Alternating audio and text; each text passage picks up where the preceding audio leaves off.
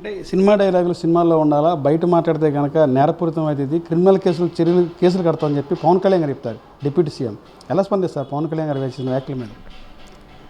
ఆయన చంద్రబాబు నాయుడు గారు చెప్పినప్పుడు మాత్రమే బయటకు వస్తారండి.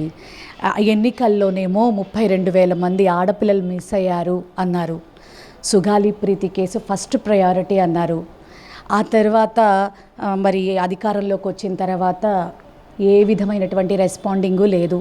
నిన్నటికి ఒక 4-5 రోజుల క్రితం చూస్తే వారాహి అమ్మవారిని కాలువలో పడేస్తే మరి పాపం సనాతన ధర్మం ఎక్కడికి వెళ్ళిపోయిందనేది మాకు అర్థం కాలేదు.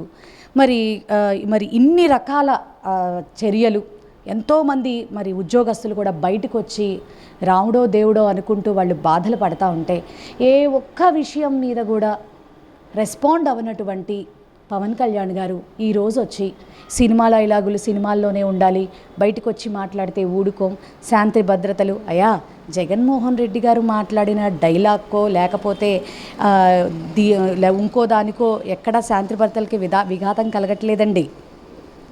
మీ వాళ్ళు కూటమి ప్రభుత్వంలో మీ ఫాలోవర్స్గా ఉన్న కొంతమంది ఎవరెవరైతే ఉన్నారో మ్యాక్సిమం వాళ్ళ వల్లే ఆంధ్ర రాష్ట్రంలో చాలా దారుణమైనటువంటి పరిస్థితులు సంభవిస్తూ ఉన్నాయి.